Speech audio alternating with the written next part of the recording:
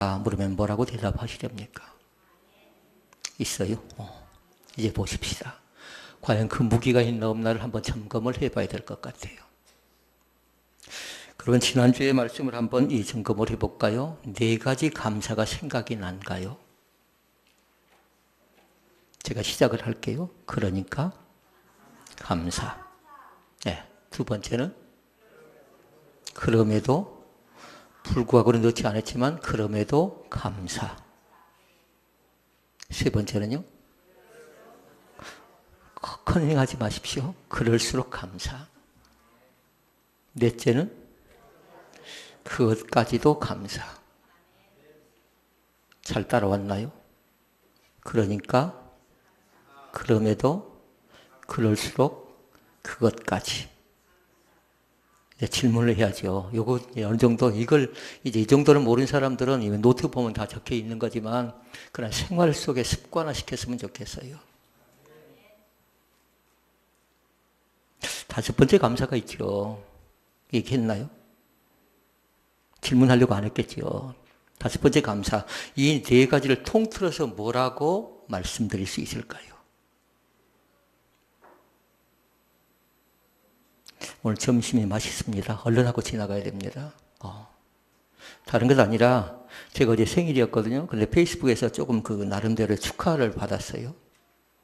근데 진짜 생일 아니고 음력 생일인데 쭉 그렇게 이 페이스북에는 그렇게 되고 있더라고요. 근데 어떤 분이 저에게 그렇게 기록을 해놨어요. 축복할 일도 축복할 수 있는 사람도 감사하지만 축하한 사람도 감사하다. 제가 그렇게 기록해놨더니 그분이 저에게 그렇게 해놨어요. 다른 것 아니라 그것이 바로 전천후 감사라고 표현을 해놨더라고요. 그렇게 다시 정리합니다. 그러니까 감사, 그럴수록 감사, 그럼에도 감사, 그것까지 감사. 그것이 뭐라고요? 전천후 감사라고요. 이제 5가지 말씀 다 드렸어요. 그러니까 잘 기억하라고요. 만약에 첫 번째가 생각이 나지 않으면 5번째는 잘 기억하라고요. 전천후 감사다. 뭔가 좀 잘 되어져도 감사하고 좀 안 되어져도 감사하고 복이 와도 감사하고 화가 와도 감사하고. 왜냐하면 사이클 때문에 그런 겁니다. 거기서 그치지 않습니다. 뭔가 좀 막히면요. 이제 거기서부터 시작되는 겁니다. 남성이 옷을 좀 잘 입으면 누구 덕인가요? 아내 덕이랍니다. 답을 해주셔서 감사하고요. 만약에 남성이 계절에 맞지 않게, 나이에 맞지 않게 옷을 입고 나가려고 하면 옆에 있는 아내가 뭐라고 한가요? 누구 망신 주려고 그런 얘기 할 때가 있겠잖아요. 그러니까 남편이 옷을 잘 입는 건 아내 덕이라고 얘기할 수 있습니다. 또 한번 물어볼게요. 우리가 돈을 좀 잘 쓸 수 있다, 자녀가 돈을 좀 잘 쓸 수 있다, 그건 누구 덕일까요? 돈을 좀 잘 쓰고 계신 분이 안 계신가요? 부모님 덕일 가능성이 상당히 많습니다. 부모님 유산을 많이 물려줬던가, 부모님 돈이 좀 많던가, 그러니까 자녀가 좀 더 여유롭게 쓸 수 있다고 얘기할 수 있겠지요. 3번째 질문 해볼까요? 지금까지 잘 먹고 잘 살고 지금까지 지내온 건 그럼 누구 덕인가요? 하나님 덕입니다. 그러니까 옷은 누구 덕이에요? 아내 덕이라고 얘기할 수 있겠고, 돈을 좀 잘 쓰는 것은 부모 덕이라고 얘기할 수 있겠고, 잘 먹고 지금까지 잘 살아왔던 건 하나님 덕이라고 얘기할 수 있겠습니다. 그런데 이것이 문제예요. 어떤 분이 눈치를 보다가 자기 아내가 옆에 있습니다. 자기 아내가. 그렇게 이 3가지를 다 그렇게 정리를 하더라고요. 첫 번째, 남편이 옷을 잘 입는 건 누구 덕이라고요? 아내 덕이라고 했죠. 그런데 뭐라고 하냐면요. 그분도 마찬가지로 아내 덕이라고 하고요. 돈을 잘 쓰는 건 또 누구 덕이래요? 아내 덕이라고 얘기하지 않고 부모 덕이라고 얘기하지 않고 그분은 각시 덕이래요. 각시. 3번째, 지금까지 잘 먹고 잘 사는 하나님 덕이 아니라 누구 덕이라고요? 각시 덕이 아니라 그분은 또 그렇게 얘기합니다. 마누라 덕이래요. 여성들 동의하신가요? 여성들. 지금까지 옷을 잘 입고 지금까지 잘 먹고 잘 살았고 돈을 잘 쓰고 지내온 것 자체가 마누라다, 또 부인이다, 그리고 각시다, 그 얘기 자체에 동의하시냐고요. 누군가가 물론 만들어낸 조크일 수도 있어요. 그러나 중요한 것이 있어요. 지금까지 지내온 것이 460장 찬성 가운데 보니까 뭐라고 해요? 주의 크신 은혜입니다. 아멘. 주님의 크신 은혜입니다. 남성의 덕도 있었고요, 여성의 덕도 있었고요, 부모의 덕도 있었고요, 성도의 덕으로 교회가 되어지기도 했고요, 또 목회자의 보탬으로 교회가 되어지기도 했지만, 그러나 하나님 없는 인생은 저는 볼 때요, 초라하고 불쌍한 인생인 줄로 믿습니다. 이제 묻습니다. 우리에게 무기가 몇 가지 있냐면요, 2가지 있답니다. 육적인 무기가 있고요, 영적인 무기가 있어요. 육적인 무기를 한번 점검을 해볼까요? 어떤 사람은 그럽니다. 젊기 때문에 얼굴 자체가 무기래요. 혹시 우리 성도들 가운데도 지금도 그런 사람이 있을지 모르겠습니다. 필요합니다. 얼굴 자체가. 그러니까 뭐라고 하냐면 좀 얼굴이 좀 예쁘고 뭔가 좀 밝은 사람을요 앞에 안내를 세운답니다. 표지 모델로 세운다고요. 근데 철저하게 뭐냐면요, 그 사람이 입단속을 시켜놓지 않으면 안 돼요. 자기 활동 반경을 떠나지 않고 자기 영역을 벗어나지 않도록 나름대로 라인을 딱 쳐놔요. 그곳을 벗어나지 마십시오. 그러면서 그 역할만 하십시오 하고 정해놔 버립니다. 공부를 좀 했습니다. 그런 사람 뭘까요? 지식이 무기래요. 지식이. 아버지가 돈이 좀 많습니다. 그러니까 돈 자랑을 하고 다닙니다. 여기저기 쓰고 다닙니다. 돈이 곧 무기라고 합니다. 육적인 무기를 잘 보라고요. 얼굴이 되는가, 지식이 되는가, 돈이 되는가. 어떤 사람은 얼굴도 안 되고, 돈도 안 되고, 지식도 안 되고, 배경도 안 되고, 환경도 안 되고요. 배경만 좋고, 환경만 좋으면 그걸 잘하고 뻐기고 다니죠. 그러니까 마음대로 하는 겁니다. 우리 믿음의 사람들은 밤의 문화를 잘 모르니까 그렇겠지만요. 지금 밤에, 예를 들어 상무지구 같은 경우는 어쩔까요? 한마디로 얘기하면 별천지겠지요. 그 향락문화에 빠져서요. 이것이 육의 무기라고 얘기할 수 있어요. 어떤 사람은 자기 자녀가 좀 잘 돌아갑니다. 그러니까 늘 자녀 자랑만 하지요. 그러니까 그 사람의 무기는 뭐냐면 자녀의 자녀. 또 때로는 어떤 사람은 경험이 좋습니다. 그 경험 자체를 무기로 삼습니다. 그런데 항상 다릅니다. 이 앞전에 성공했을지라도요, 이번에 시작할 땐 또 다르고 또 다르고 또 새로운 열매가 맺혀지고요. 그러니까 항상 거기에 너무 매이지 마시라고요.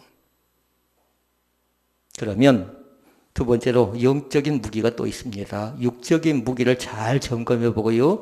영적인 무기가 대체 뭔가를 알고 나에게 있어서 지금 나는 어떤 무기를 중점적으로 생각하고 생활하고 또 그것과 살아가는 걸 잘 점검해 보시라고요. 영적 무기는 다른 것 아니라 우리가 그렇게 생각합니다. 기도하면 됩니다. 아멘. 말씀을 암송하면 힘이 있습니다. 찬송의 능력이 있습니다. 기억난가요? 기도하면 됩니다. 말씀을 암송하면 힘이 있습니다. 찬송엔 지금 잘 안 들었어요? 그럼 다음 주에 물으면 아무것도 몰라버려요. 기도하면 됩니다. 아멘. 기도하면 됩니다. 그러니까 중요한 거예요. 믿고 구한 것은 받은 줄로 믿으라 이렇게 말씀했죠. 그러니까 여러분 먼저 아멘하고 그것을 믿으시라고요. 오직 믿음으로 구하고 조금도 의심하지 말라고 말씀합니다. 믿음이 적은 자의 어찌하여 의심하느냐 이렇게 묻습니다. 찬송 속에 뭐가 있다고요? 능력이 있다고요.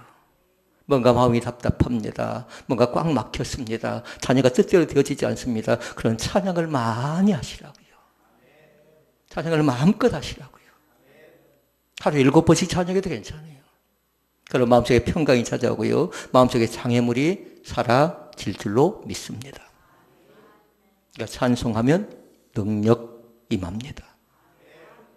말씀을 암송하면 어떻게 된다고요? 힘이 있다고요. 힘. 뭔가 밥을 먹지 않음에도 불구하고 뭔가 끼니를 걸렀어요. 그렇지 않으면 평상시 같으면 한 끼만 안 먹어도 눈이 쑥 들어간 것 같고요. 뭔가 허전한 것 같지요. 그런데 말씀을 암송했더니 나에게 영적 힘이 공급되어졌어요. 그 은혜를 누릴 수 있기를 바랍니다.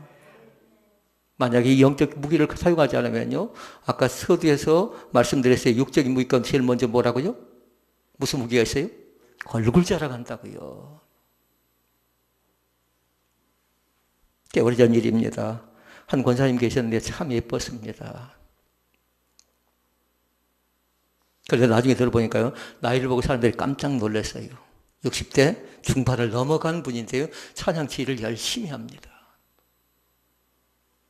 사람들이 50대인 줄 알았어요. 저도 마찬가지로 50대인 줄 알았거든요. 그런데 나중에 보니까 60대 후반이래요. 그래서 깜짝 놀랐거든요. 그런데 감출 수 없는 것이 있었어요. 뭘까요? 목에 있는 주름살은 감출 수가 없었어요. 세월의 흔적이에요. 세월의 흔적. 그러니까 그분이 늘 그렇게 얘기했습니다. 뭐라고 하냐면 미도 한때이고 얼굴도 한때이고 자기의 자랑하는 노래도 한때였대요. 노래가 잘 나오지 않는데요. 그러면서 얘기합니다. 찬양을 많이 하래요. 그분 얘기는. 그분만 그럴까요? 그렇지 않습니다. 하나님의 몸된 교회도 마찬가지입니다. 찬양의 거룩한 은혜가 더욱더 넘쳐날 수 있기를 주의 이름으로 축원을 드립니다. 우리 찬양에 펴본 적이 계시잖아요. 손가락은 저쪽인데 얼굴 이쪽 봅니까? 우리 권사님이요. 아침에 일찍 일어나 찬양하잖아요. 그 찬양의 힘이 우리 신원배들께 재산이고요. 그 찬양의 능력이 우리가 살아가는 데서 영적 힘으로 제공받는 줄로 믿습니다. 이제 점검해 봐야 돼요. 과연 나에겐 그런 영적 무기가 있는가? 육적 무기만 나는 가지고서 자랑만 하는 사람인가? 그렇지 않으면 영적 무기가 나에게 있어서 언제든지 꺼내서 언제든지 나름대로 그것을 가지고 대적하고 대항하고 버텨낼 힘이 있는 걸 점검해 보라는 겁니다. 오늘 본문 말씀 속에 보니까 그렇게 얘기합니다. 인자의 때를 얘기하면서요. 노아를 얘기합니다. 그리고 롯을 얘기합니다.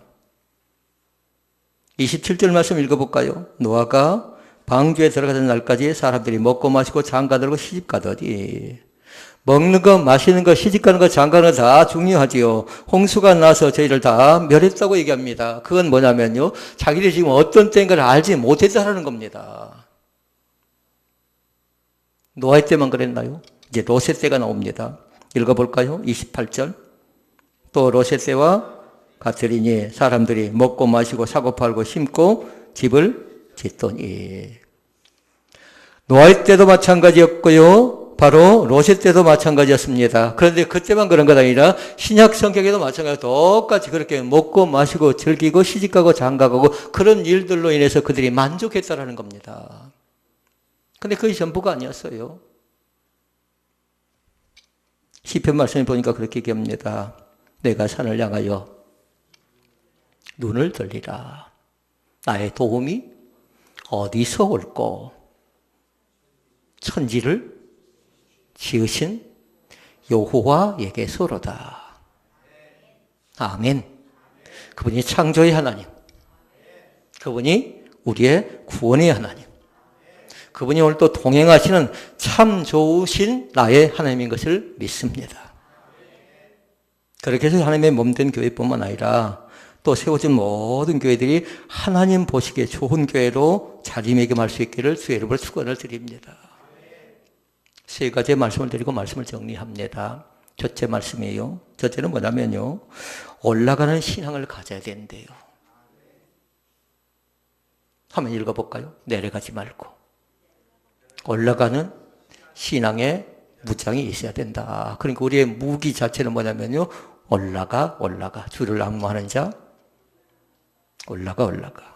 그러니까 여기서 비교를 잘 해봐야 돼요. 이 세상 땅도 있습니다. 그러나 땅은 뭐냐면 고개 숙인 것이고요. 땅 자체는 뭐냐면 먹고 마시고 즐기는 것인데 필요한 것이지요. 그런데 성경은 분명히 얘기해요. 무엇을 먹을까? 무엇을 마실까? 무엇을 입을까? 염려하지 말라. 그러면서 얘기합니다. 이는 다 이방인들이 구하는 것이라. 끝인가요? 그 뒤에 뭐라고 한가요? 너희는 먼저 그의 나라와 그의 의를 구하라. 그리고 그리하면 동그라미 딱 해놨을 거예요. 여러분 책에는. 그리하면 이 모든 것을 너희에게 더하시리라. 끝이 아니에요. 한 절이 더 남았어요. 34절 말씀. 우리 지금 33절 봤고요. 이제 34절 말씀. 그러므로 염려하지 말래요. 이제 내일 일은 내일 염려할 것이요 한날 괴로움은 그날에 속하니라. 아멘. 그리고 나서 7장으로 넘어가죠. 마태복음 7장으로. 비판을 받기 전에 비판하지 말라고 말씀하지요. 6장 말씀 우리가 봤던 거예요, 금방. 먹는 거, 마시는 거, 입는 거 중요하죠. 그런데 거기에 너무 심취하지 말라는 겁니다.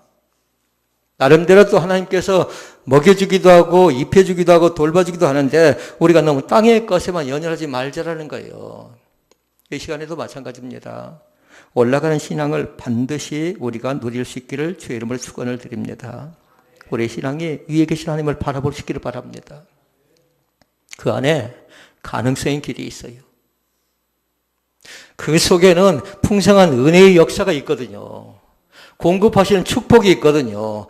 각자의 때로 믿음도 좀 부족합니다. 때로는 찬양이 좀 없습니다. 기도가 짧습니다. 말씀의 힘으로 살아가지 못합니다. 그럼에도 불구하고 하나님께서 여전히 동일하게 똑같은 조건으로 우리에게 풍성한 은혜의 꼴을 제공해 주신 줄로 믿습니다. 너는 얼굴이 좋으니까, 얼굴이 예쁘니까 많이 주고, 너는 지식이 많으니까 많이 주고, 그렇지 않아요. 조금 다른 사람은 좀 덜 생겼어도요. 다른 사람보다 지식은 좀 모자라도요. 다른 사람보다 배경은 좀 안 좋아도요. 돈은 좀 작아도요. 하나님께서 우리 가운데 주시는 것은 공평하신 하나님. 그러니까 주님께서 말씀하지요. 그 주님은 어제나 오늘이나 내일이나 안 나온 것 같은데 영원토록 동일하신 하나님. 어제도 오늘도 동일하신 그 하나님이 우리 가운데 반드시 역사해 주신 줄로 믿습니다. 그러니까 혹이라도 내 신앙 자체가 땅만 연연해서 내려가는 신앙으로 가면 이제는 뭐라고요? 하나님을 향해서 하나님을 바라보고 올라가는 신앙을 견주할 수 있기를 바랍니다. 주님께서 그렇게 우리를 초대하셔요. 세상 가운데 수고하고 세상 가운데 땀 흘리고 노력하고 애쓰고 뭔가 잃어버리려고 갈망하는 사람들이 있지요. 이것 안 되면 안 됩니다 하고 간절히 매달리는 사람을 향해서 주님께 직접적으로 초대하시지요. 수고하고 무거운 짐진 자들아 다 내게로 오라. 내가 너희를 쉬게 하리라. 나는 오늘 컨디션이 별로 안 좋구만요. 마음이 온유하고 겸손하니 주님께서 분명히 말씀했어요. 나는 온유하고 겸손하다고 말씀하면서 나의 멍에를 메고 내게 배우라고 말씀합니다. 그런 사람이 십자가를 질 수 있죠. 자기를 부인하고 자기 십자가를 지고 나를 쫓을 것이라고 말씀하지요. 그리고 우리는 그 앞전에 봤습니다. 예수님을 인정하고 예수님이 어떤 분인가 바라보면서 그 다음에 세 번째 단계가 뭐였던가요? 자기 십자가를 지고 십자가를 지면서 따라가는 사람. 오늘 그런 용사가 될 수 있기를 바랍니다. 이 세상 그렇게 호락호락한 거 아니죠. 그냥 금나오라 뚝딱식으로 그냥 되어지던가요. 결단코 그 어떤 것도 쉬운 것은 없습니다. 하나님께서 함께 할 때에 어렵고 힘겹고 곤란한 상황 속에서도 마찬가지예요. 사면 초가의 위기를 맞이할 때에 우리로서는 답이 없습니다. 우리로서는 방법이 없습니다. 백방으로 수고합니다. 사람을 찾아가서 나를 좀 도와달라고, 나를 좀 살펴달라고, 내가 지금 경제적으로 연약한데 내가 여러 가지로 꽉 막혔는데 어떻게 하면 좋겠냐고 얘기할 때에 남편이 도와줄 수 있는 것도 한계가 있고요. 아내가 도와줄 수 있는 것도 한계가 있고요. 이웃이 도와줄 수 있는 것, 부모가 도와줄 수 있는 것도 한계가 있지요. 이 시간 다시 한번 부탁드립니다. 온전히 하나님만 바라보고 올라가는 신앙을 꼭 가질 수 있기를 주의 이름으로 축원을 드립니다. 그래야 그곳에서 잃었던 것을 회복할 수 있고요. 그 속에 감춰진 것을 발견할 수가 있는 겁니다. 그것은 차별성이 없다고요. 자, 그러면 두 번째 신앙은 뭐냐면요. 앞만 향해서 전진하래요. 앞만 향해서. 다시 말씀을 드리면 뒤를 돌아보는 신앙이 있었다라는 겁니다. 뒤를 돌아보는 신앙이.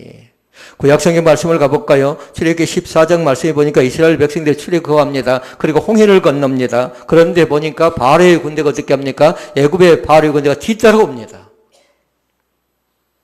그러니까 그들이 뒤를 봤죠. 뒤를 보고 나서 그들에게 주어졌던 것은 두 가지예요. 원망과 불평입니다. 차라리 우리를 애굽의 종살이하게 그냥 내버려 둘 것이지 저 사람이 어쩌다가 우리를 이렇게 데리고 와서 이렇게 힘들게 하고 우리를 여기서 죽게 하는가 하고 그들이 원망하고 불평합니다. 그들 처음에는 어떻게 합니까? 처음에는 애굽 땅을 벗어나니까 모세에게 굉장히 환호를 합니다. 그런데 갑작스럽게 어려움이 닥치니까 그들 자신들이 계속 원망하지요. 지도자를 바꿔달라. 그러면서 우리를 죽게 하는구나. 우리는 여기서 죽는다라고 낭망하지요. 그러나 그것이 끝이 아니었습니다. 그것이 끝이 아니었다고요. 그건 하나의 광야였고 하나의 과정이었고 그들을 성막으로 인도하기 위한 하나의 과정이었어요. 근데 성막 자체는 뭐냐면요. 하나님께서 그곳에서 그들을 만나주세요. 믿습니까? 고통을 당하고 곤란해서 어찌할 바를 알지 못하고 우린 죽습니다. 우린 망합니다. 우린 힘듭니다. 우린 이것 하지 않으면 안 됩니다라고 생각했던 사람들이 그곳을 벗어나서 성막에 들어갈 때 주님께서 뭐 하신다고요? 그곳에서 나를 만나주신다고요.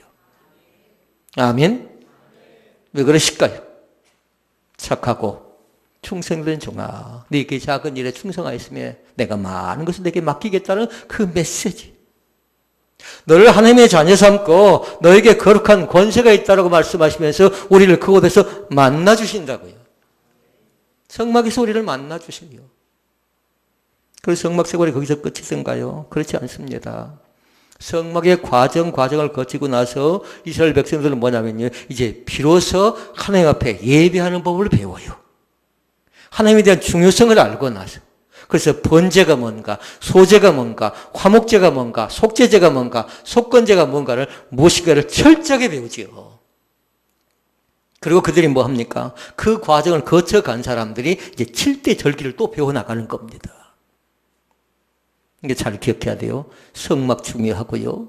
그리고 5대 제사 중요하고요. 그리고 7대 절기 중요합니다. 구약 성경에 있었어요. 신약 성경은요, 가장 중요한 것이 뭐냐면요, 복음입니다.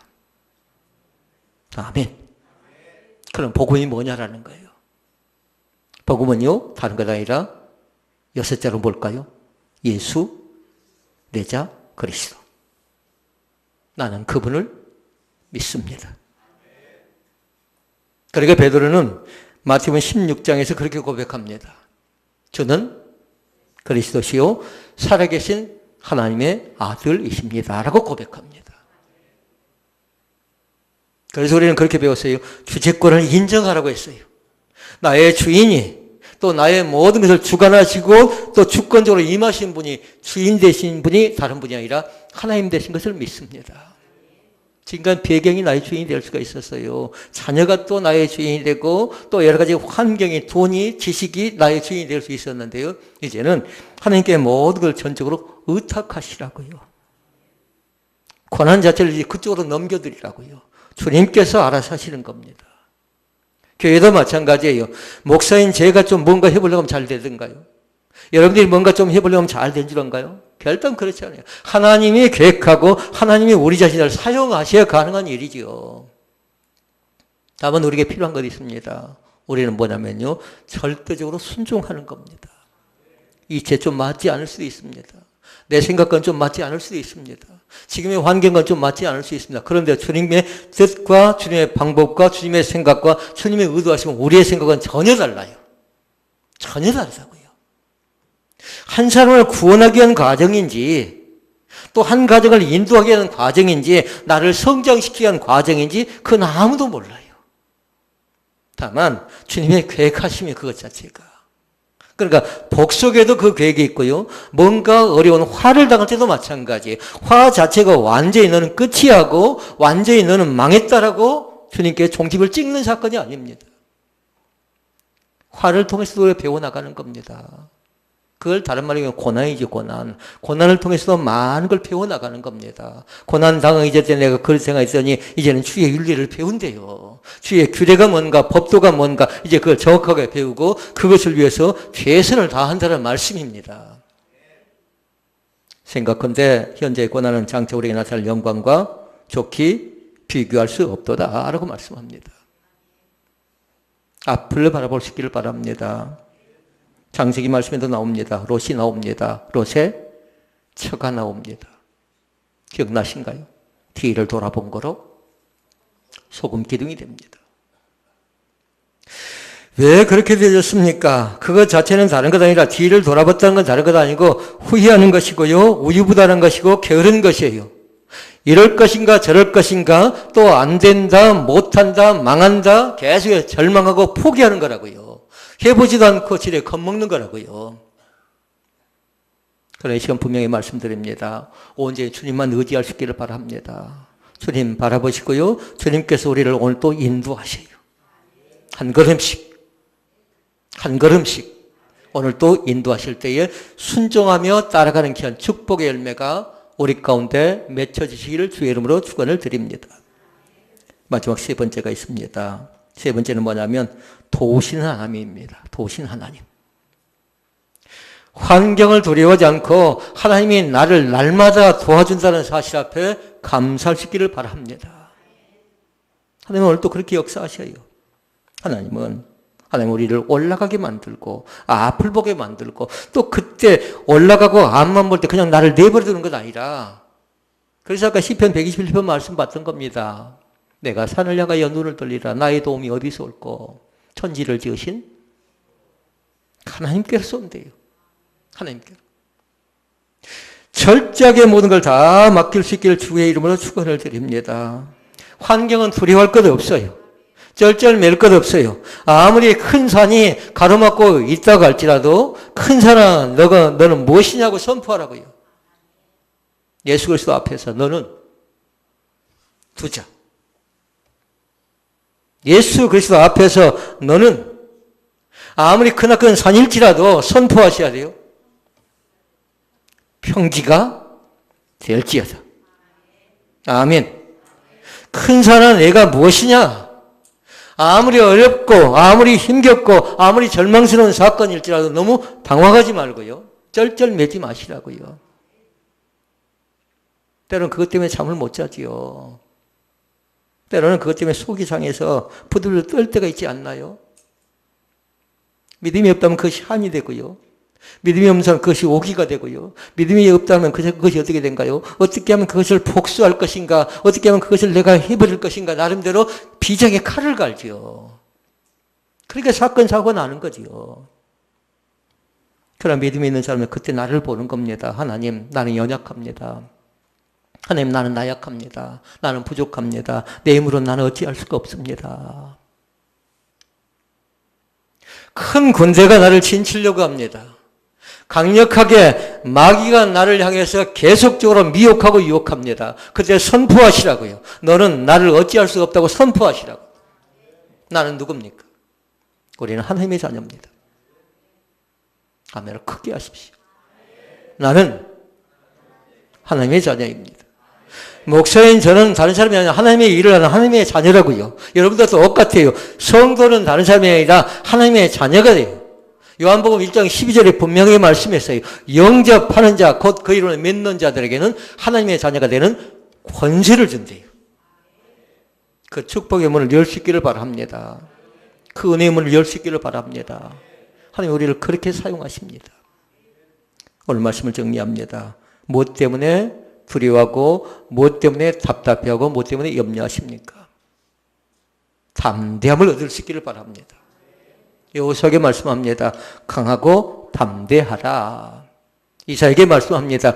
내가 너와 함께 함이니라 말씀합니다. 오늘 그 축복의 음성을 듣는 귀한 믿음의 성도들이 되시기를 주의 이름으로 축원을 드립니다. 기도하시겠습니다.